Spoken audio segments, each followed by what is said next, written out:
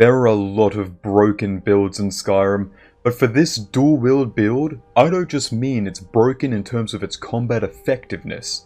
This build is extremely useful for getting around quickly or outmaneuvering larger and slower enemies such as giants or dwarven centurions, while also being really funny to use. It's also fairly easy to use and set up and everything.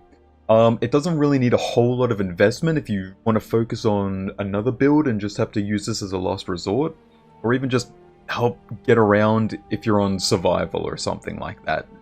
Starting off, race. Now guys, you're probably not gonna believe this, but I am in fact going to recommend going Orc.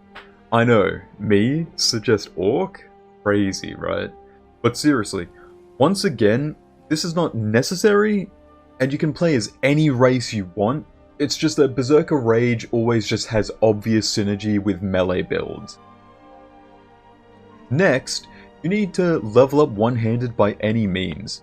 You can use my quick waiting gold strat to farm Athos after joining the companions, or just level up normally by playing the game and set this build up later.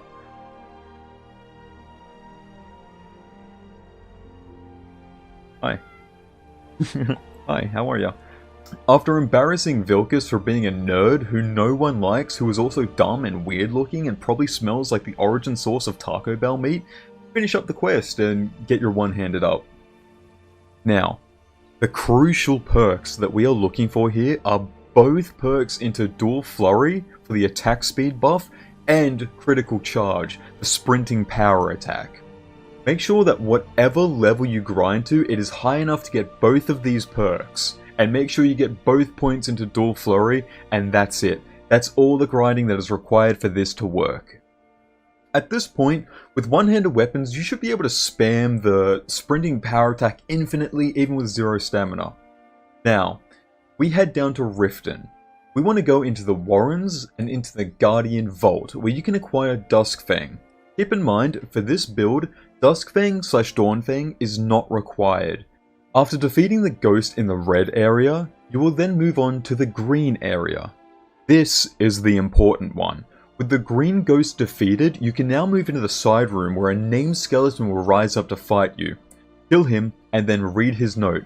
From here, you can either do the final area for Duskfang, or you can leave. It's your choice. The note tells us to go to Folder's Tooth, but that is completely unnecessary. We've got everything we need. Instead, we are going to fast travel to Whiterun Stables and head east. We are looking for Broken Fang Cave, which can be found between Yuka's Monument, ? And Sleeping Tree Camp, which themselves are found between Whiterun and Rorikstead. Be careful in this cave, as you will encounter vampires if you want to avoid vampirism, and the end dungeon boss is in fact a master vampire. It is in this chest in the Master Vampire's room that we will find the mighty Bloodfang, the centerpiece of this build. That 7% speed buff makes this absolutely insane. Just to prove that I'm not up to anything weird, I chucked everything in my inventory out on the ground except for Bloodfang and Windshear. They're all I have equipped. The really fun part about this build is that Bloodfang is the only weapon that is required for this to be as insane as it is. You can equip any one-handed item in your main hand that you want to spam. Obvious choices for me are Windshear, since everyone knows how insane this sword is by itself. If you don't know, it just has a really high stagger chance whenever you hit someone with it, so you can basically perma-stun enemies using it.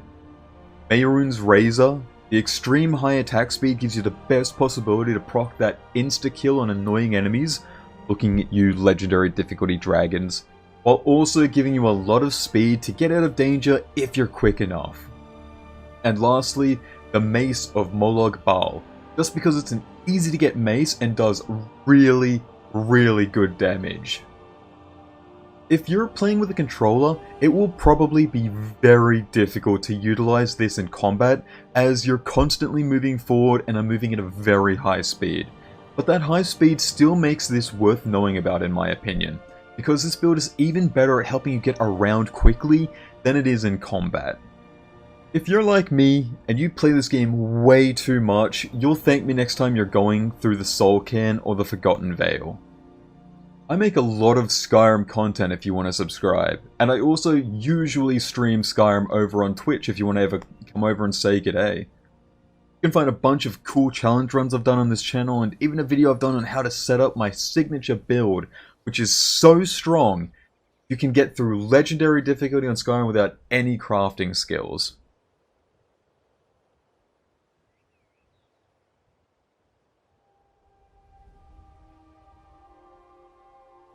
His name is Frost. He's kind of a dick.